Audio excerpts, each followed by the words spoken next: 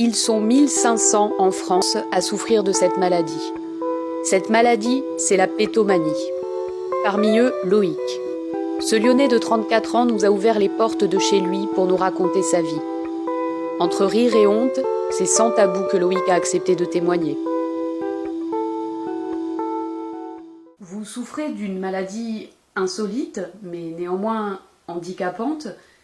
Vous pétez jusqu'à 250 fois par jour. Y a-t-il d'autres symptômes ? Non, et je dois dire que c'est déjà pas mal.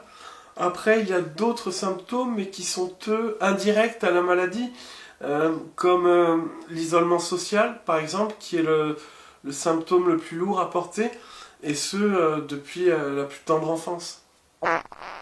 Cette enfance, justement, Loïc, on dirait qu'elle vous a marqué. C'est le moins que l'on puisse dire. Vous savez, l'enfance, avec ce qui va avec, la scolarité, ce qu'elle comprend, l'école primaire, le collège et le lycée, ce sont ces endroits même où l'enfant sociabilise pour la première fois, où l'enfant rencontre ses premiers amis, ses premiers amours et découvre ses premiers émois. Eh bien pour moi, ça a été tout le contraire. C'est là où j'ai découvert le harcèlement, l'isolement. Et vous savez, quand on vous appelle tonnerre et pu du cul pendant 6 ans, c'est pas évident.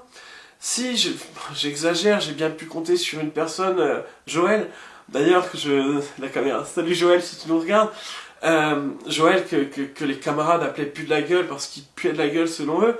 Joël est la seule personne sur qui j'ai pu compter, m'appuyer, et c'est la seule personne qui m'a fait croire à nouveau à l'être humain. Est-ce que votre vie d'adulte est aussi difficile que votre enfance ? Je m'attendais à cette question. Elle est difficile, mais elle est moins difficile. Un adulte restera toujours plus compréhensible qu'un enfant.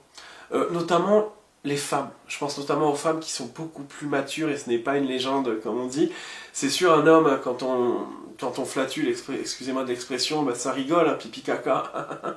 Mais une femme est beaucoup plus dans l'humain. Et d'ailleurs, j'ai réussi, grâce à une femme, à l'une d'entre elles, à Denise, à travailler 2 ans chez Interflora. Et je le remercie encore aujourd'hui.